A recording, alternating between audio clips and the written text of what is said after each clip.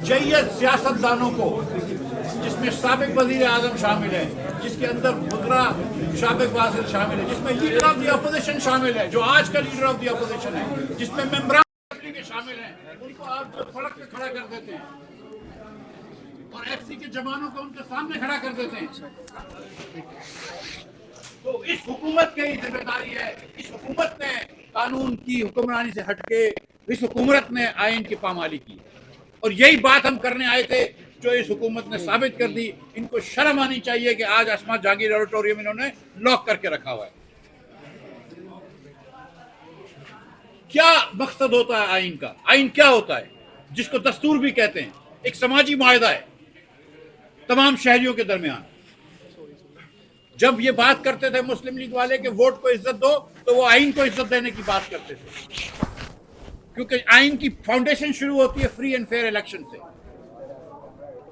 लेकिन वोट को इज्जत दो उस वक्त नहीं दी जाती जब सिर्फ आपको आवाम वोट दे जा रही हो। वोट को उस वक्त भी दी जाती है जब आपके खिलाफ वोट पड़ रहा हो। उस वक्त आपने इख्तिदार को इज्जत दी, और आज इख्तिदार को इज्जत देने के लिए इनके पास मुंह छुपाने की जगह है। इनको शर्मिंदगी की वजह से ये सामने कोई गुफ्तगू नहीं कर सकते, और जब इनके पास कोई गुफ्तगू करने के लिए नहीं है, इनके पास कोई बात करने के लिए नहीं है, तो दूसरी की बात पे पाबंदी लगाते हैं। क्या मकसद है सियासत का? सियासत का मकसद ये है कि आपके बच्चे जो हैं और आपके नवासे और आपके पोते जो हैं वो वज़ीर आज़म बन जाएं, वज़ीर आला बन जाएं। ये मकसद है सियासत का? क्या या सियासत का मकसद ये है कि आज इस मुल्क के अंदर 10 करोड़ 50 लाख लोग गुर्बत की लकीर से नीचे नहीं होने चाहिए। आज 7 करोड़ बच्चे, हमारे पाकिस्तानी बच्चे, मेरे और आपके बच्चों की तरह आज गुर्बत में नहीं होने चाहिए। आज रात को उनको खाना मिलना चाहिए, वो भूखे नहीं सोने चाहिए। ये सियासत का मकसद है, ना कि सिर्फ ये कि आप अपने रिश्तेदारों को नवाजें, अपने बच्चों को नवाजें। ये तंग हो रहा ना, बार बार कैमरों पे गिर रहे हैं, संभाल लें। मगर इस हुकूमत ने, जिसमें पीपल्स पार्टी बराबर की शरीक है, कोई कानून और आइन की पासदारी नहीं की। वो असेंबली जो कि ये खुद मानते हैं कि मुंतखब नहीं है, जिसमें फॉर्म 47 का एक सैलाब आया हुआ है, उस असेंबली के अंदर रातों रात आपने क्यों पास करवाया अमेंडमेंट? आप ये गुफ्तगू उस पर नहीं कर सकते थे? आपने आज सुप्रीम कोर्ट के चीफ जस्टिस को, बड़ी बात कही गई है कि शाहिद साहब अब्बासी ने कोई बात की है सुप्रीम कोर्ट के चीफ जस्टिस के बारे में। दो बातें मैं यहां करना चाहता हूं। शाहिद अब्बासी ने आपसे ये कहा है कि सुप्रीम कोर्ट के चीफ जस्टिस का पावर ले लिया। आप शाहिद अब्बासी को क्रिटिसाइज कर रहे हैं, लेकिन उनको नहीं क्रिटिसाइज कर रहे जिसने चीफ जस्टिस का पावर ले लिया। आज चीफ जस्टिस जो है वो आइन की अदालत में नहीं है। सुप्रीम कोर्ट का और काम क्या होता है? आपने अदालती निज़ाम को बिठा दिया, आपने पैका लॉ से बातचीत करने की इजाजत को खत्म करने की कोशिश करी है। आप मुल्क को कहां लेके जा रहे हैं? आप मुल्क को किस तरफ धकेल रहे हैं? यहाँ पे बलूचिस्तान की बात हुई है, यहाँ पे केपी की बात हुई है, सिंध के अंदर कनाल के ऊपर बहुत सारी बातें हुई हैं।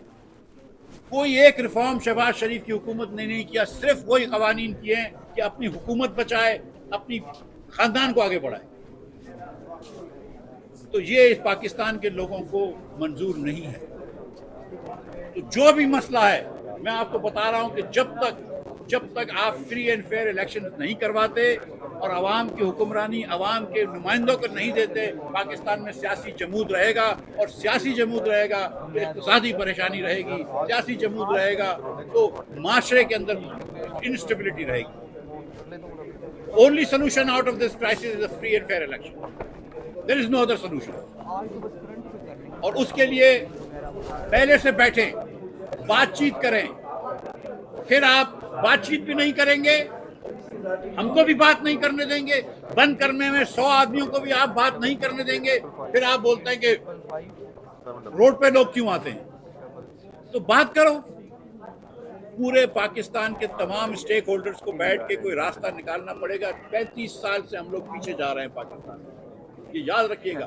90 की दहाई में हम सब हिंदुस्तान से 1.5 गुना अमीर थे, बांग्लादेश से तकरीबन 2 गुना अमीर थे। आज हम इन दोनों ममालिक से पीछे रह गए। ये पाकिस्तान फस्तगी की तरफ इसलिए जा रहा है कि यहाँ पे पॉलिसीज गलत हैं, और जब तक आप कानून की हुक्मरानी नाफिज नहीं करेंगे पाकिस्तान अब आगे नहीं बढ़ सकता। इस लिहाजा सबको मिलकर बैठना चाहिए, ये इख्तिदार की लालच छोड़ दें। ये शहबाज शरीफ साहब को याद रखना चाहिए कि आज सिर्फ वो हुकूमत में हैं, कल भी बाहर थे और आइंदा कल वाले भी बाहर होंगे, और फिर वो भी हमारे साथ यहाँ खड़े होंगे। अब उनके साथ खड़े होते थे जब वो कहते थे वोट को इज्जत दो, लेकिन उन्होंने इख्तिदार को इज्जत दी, वो उनकी मर्जी है, लेकिन कल इख्तिदार उनको इज्जत नहीं देगा, ये मेरी गारंटी है।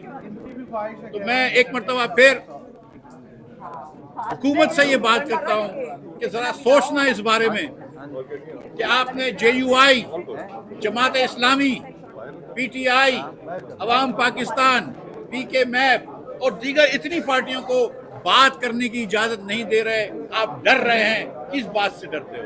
अगर ईमानदारी से आते तो डर नहीं लगता। बस इतनी सी बात करनी थी मुझे। बहुत सारे और स्पीकर हैं, मैं आप तमाम हज़रात का बहुत शुक्रिया अदा करता हूँ। बहुत शुक्रिया इस्माइल साहब। और डर